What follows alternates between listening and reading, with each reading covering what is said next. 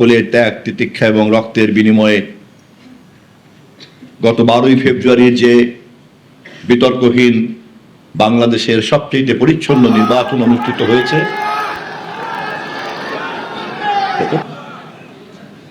সেই নির্বাচনে যদি কম বেশি বিতর্ক থেকেও থাকে, এর চাইতে ভালো এর আগের 12টি নির্বাচনের মধ্যে কোন নির্বাচনটি ছিল? নিশ্চয়ই বিতর্ক ছিল, কিন্তু 12টি নির্বাচনের চাইতে অনেক বেশি পরিচ্ছন্ন ছিল। ধন্যবাদ আপনাদেরকে। সেই নির্বাচনের মধ্য দিয়ে গঠিত একটি সরকার আজ তারেক রহমানের নেতৃত্বে বাংলাদেশের সরকার গঠন করেছে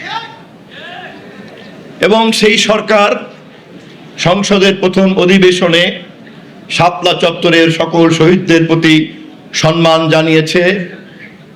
আমরা আমাদের শোক বার্তা জানিয়েছি।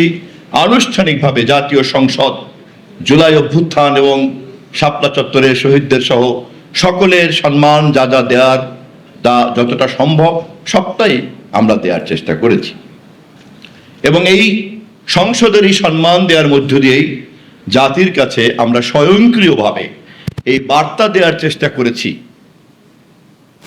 যে বাংলাদেশে কোনো অপরাধকে আমরা তামাদি হতে দেব না।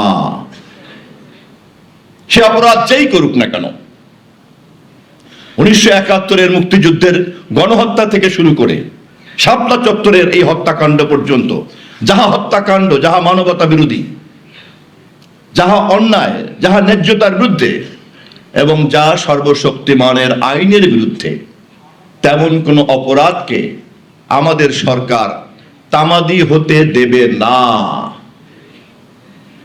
কিন্তু এই কাজ করার জন্য আমাদের সকলের সহযোগিতা লাগবে। সরকার উদ্যোক্তা হতে পারে, কিন্তু বাস্তবায়নের জন্য সকলের সহযোগিতা লাগবে। রাজনৈতিক দলের শক্তি আর সামাজিক শক্তি কিন্তু কখনো সমান সমান হয় না এবং একটি রাজনৈতিক দল তখনই সার্থক হয় যখন সেই রাজনৈতিক দল করে না এমন সামাজিক শক্তির কাছেও গ্রহণযোগ্যতা পায়। এবং সে কারণেই আমরা যারা বিভিন্ন রাজনৈতিক দলের নেতাকর্মী এবং আমাদের যাদের অনেকেরই অনেক সংগঠিত শক্তি আছে, আমাদের অনেক অর্গানাইজড, আমাদের অনেক রেজিমেন্টেড ক্যাম্প আছে, আমরা অনেক সময় এই কথাটা ভুলে যাই। আমরা আমাদের রেজিমেন্টেড ক্যাম্পের মধ্যে দাঁড়িয়ে যখন কথা বলি, তখন বিশাল সমাজের পরিধির যে সাগর সমতুল্য এবং আকাশ সমতুল্য যে ক্ষমতা, তাকে আমরা ভুলে যাই। আমি বিনীতভাবে অনুরোধ করব, আমাদের যে সমস্ত চিরন্তন চাওয়া পাওয়া, যা আমাদের সকলের কাছে গ্রহণযোগ্য যে লক্ষ্য, সেই লক্ষ্যগুলি অর্জন করার ক্ষেত্রে আমাদের মধ্যে কিন্তু খুব চমৎকার একটি ঐক্য তৈরি হয়। যেমন 2024-এর 5ই আগস্ট জুলাইয়ের গণ অভ্যুত্থানে যে ঐক্য তৈরি হয়েছিল, ফ্যাসিবাদ বনাম বাংলাদেশ। যেমন আমাদের নবীজির বিরুদ্ধে যখন কেউ কথা বলে, তখন গোটা সমাজ এক হয়ে যায়, গোটা দেশ আমরা এক হয়ে যাই। কোনোভাবেই এই ধরনের অপরাধীদেরকে আমরা প্রশ্রয় দেই না এবং আমাদের মধ্যে কি পার্থক্য আছে তা আমরা দেখি না, বরঞ্চ এই অপরাধীদের বিরুদ্ধে আমাদের যে ঐক্য, এই ঐক্যই হচ্ছে আমাদের সবচেয়ে বড় শক্তি। শাপলা শহীদদেরকে স্মরণ করতে এসে আমি আমার বক্তব্যের শেষে তাদের প্রতি এই গভীর শ্রদ্ধা এবং তাদেরকে যে শ্রদ্ধার সঙ্গে যে স্মরণ এই সংসদে আমরা করেছি, তাকে আরো অনেক বেশি মূর্তমান করার জন্য আপনাদের বক্তব্য এবং আমাদের সংসদের যে শোক প্রস্তাব, এই দুটিকে আমি সংমিশ্রণ করে মাননীয় প্রধানমন্ত্রী, আমাদের দেশের নির্বাচিত প্রধানমন্ত্রী, জনগণের নেতা, বিএনপির চেয়ারম্যান, তার কাছে পৌঁছাবো। এবং আমি দৃঢ়ভাবে বিশ্বাস করি, জাতীয় সংসদে আমরা যে কারণে শাপলার শহীদদেরকে স্মরণ করেছি, সেই কারণেই এই শহীদদের পরবর্তী দায়িত্ব আমরা অবশ্যই পালন করব। আমাদেরকে খেয়াল রাখতে হবে, আমরা যখন শাপলা নিয়ে কথা বলি, অথবা আমরা যখন জুলাই নিয়ে কথা বলি, অথবা যখন আমরা 52 নিয়ে কথা বলি, যখন আমরা 69 নিয়ে কথা বলি, তখন আমাদেরকে খেয়াল রাখতে হবে এই প্রতিটি ঘটনারই সম্মিলিত ফলাফল হচ্ছে বাংলাদেশ। এই ঘটনার প্রতিটিরই সম্মিলিত ফলাফল হচ্ছে বাংলাদেশের মানুষের ধর্মীয় মূল্যবোধ, এবং এই সকল ধরনের আত্মত্যাগ এবং শহীদের রক্তের সম্মিলিত ফলাফল হচ্ছে এই দেশের সার্বভৌমত্ব এবং এই দেশের স্বনির্ভরতা এবং উত্তর সমৃদ্ধি।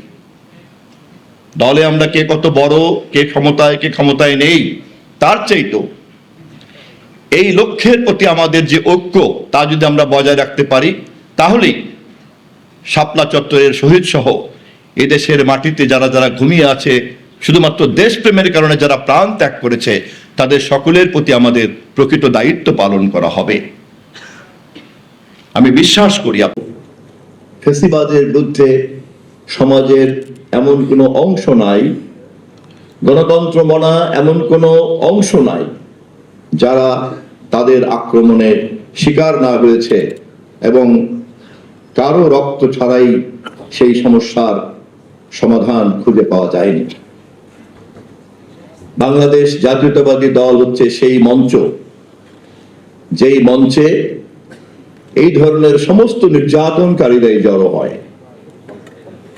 বাংলাদেশ জাতীয়তাবাদী দলের আন্দোলনের আহ্বানের যে পরিধি, সেই পরিধি যে এত ব্যাপক, সেই ব্যাপকতার কারণেই বাংলাদেশের সমস্ত অংশের মানুষের ফ্যাসিবাদ বিরোধী ক্ষোভ অবশেষে এক স্রোতে এসে মিশে দাঁড়ায়।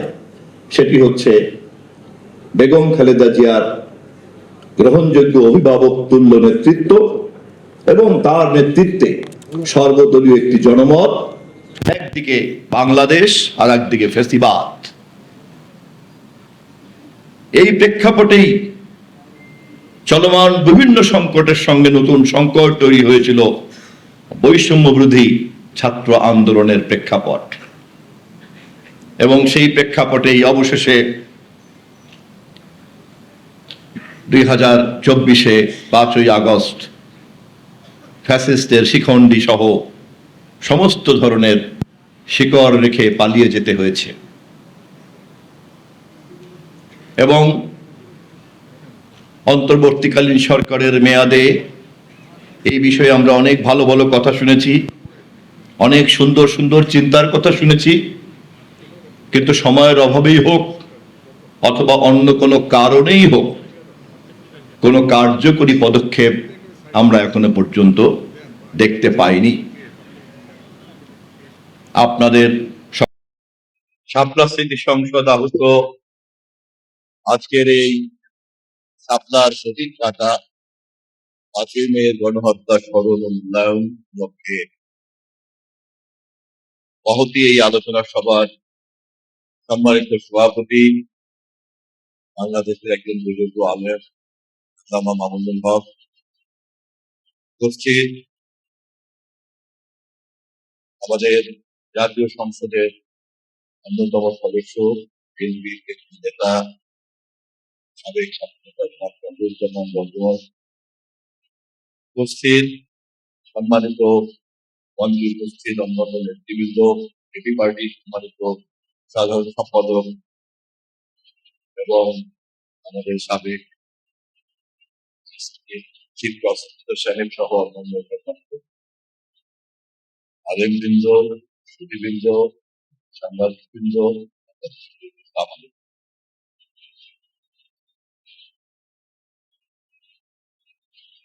শাপলা চত্বরের এই হত্যাকাণ্ডের বিভীষিকাময় স্মৃতি আজও আমাদের কাছে আতঙ্ক সৃষ্টি করে। 2013-তে 5ই মে ওই দিনের ঘটনা আপনারা সকলেই এখানে যারা উপস্থিত, কম বেশি আমরা সবাই প্রত্যক্ষ করছি।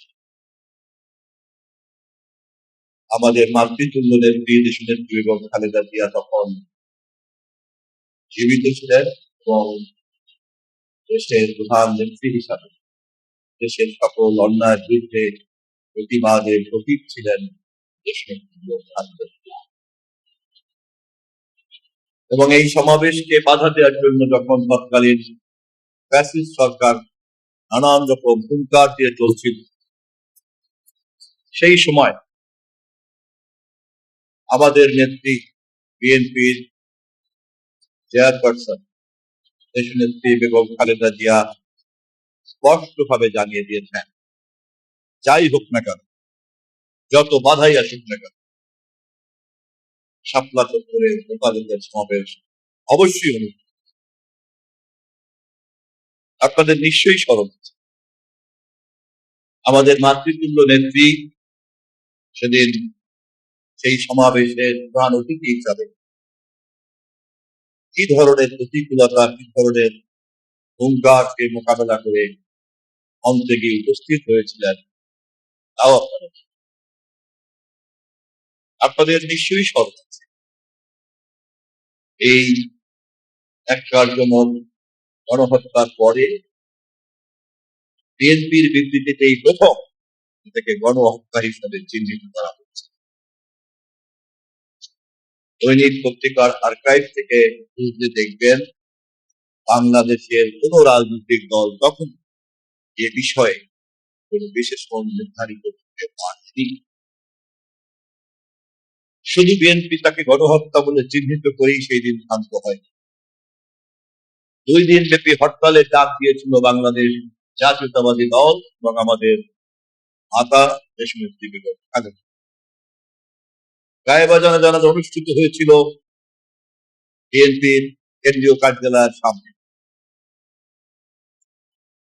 হত্যাকারীরা যখন এই অপরাধকে ভিন্ন খাতে প্রবাহিত করার জন্য নানান রকম ব্যক্তিগত তথ্য ছড়াছড়ি করতে কি বলল, সরকারের সমস্ত ধরনের সমর্থক গণমাধ্যমকে ব্যবহার করে নানান রকম নাটক এবং মিথ্যা কাহিনী শুরু করেছিল এবং শেষ পর্যন্ত সরকার যে বয়ান দাঁড় করল সেটি হচ্ছে এটা বিএনপির নেতৃত্বে এই ঘটনা ঘটেছে। নিশ্চয়ই আপনার এবং যে মামলাগুলি দায়ের করা হয়েছে সেই মামলার প্রায় সব মিলিয়ে আসামির সংখ্যা হবে 250।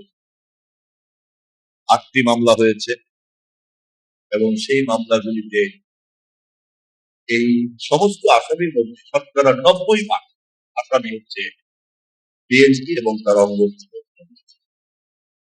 এবং প্রথম সারির নেতা, বিশেষ করে অঙ্গ আইয়ুব নবী সোহেলের মতো নেতা, আব্দুল কাদের জিয়ার জেলের মতো নেতা, এই ধরনের অঙ্গ সংগঠনের সব বড় বড় নেতাদের আসামি করেছে। এরপরের ইতিহাস আপনাদের শাপলা চত্বরের এই জমায়েত এবং প্রতিবাদের এই আক্রমণ এবং বিএনপির বহু জমায়েতকে এইভাবে তছনছ করে দেওয়া, আক্রমণ করা, ভেঙে দেওয়া, বিরোধী দলের বহু ঘটনা, বহু আন্দোলন, বহু নিয়মতান্ত্রিক টুর্নামেন্টকে তছনছ করে দেওয়া, জেলায় জেলায় বিভাগে বিভাগে বিএনপির যে সমাবেশ, বিভাগীয় সমাবেশ, সেগুলির উপরে রাষ্ট্রকে লেলিয়ে দিয়ে জনগণের ক্ষোভকে দমন করার যে ব্যর্থ চেষ্টা, এই সবগুলিকে যদি আমরা একসঙ্গে আজকে আমাদের স্মৃতির টেবিলে জড়ো করি তাহলে দেখতে পাবো আপনারা সকলেই তা বোঝেন এবং তা মনে মনে কামনা করেন এবং তা আমরা ঐক্যবদ্ধভাবে বাস্তবায়ন করার কর্মসূচি দিলে একইভাবে আমরা এগিয়ে যেতে পারব। মাননীয় প্রধানমন্ত্রীর পক্ষ থেকে, সরকারের পক্ষ থেকে এবং বাংলাদেশ জাতীয়তাবাদী দলের পক্ষ থেকে আপনাদের সবাইকে সালাম জানিয়ে, শুভেচ্ছা জানিয়ে আমার বক্তব্য শেষ করছি। খোদা হাফেজ। বাংলাদেশ জিন্দাবাদ। ধন্যবাদ। আজকের এই অনুষ্ঠানের সম্মানিত প্রধান অতিথি জহিরুদ্দিন স্বপনকে। সম্মানিত উপস্থিতি, এ পর্যায়ে আমরা আবার পুরস্কার বিতরণীতে চলে যাব। এরপরে মাগরিবের সালাতের বিরতি হবে ইনশাআল্লাহ। আমাদের সাহিত্য প্রতিযোগিতার দুটি বিভাগ বাকি ছিল, একটি ছিল ছড়া আর একটি ছিল হলো প্রবন্ধ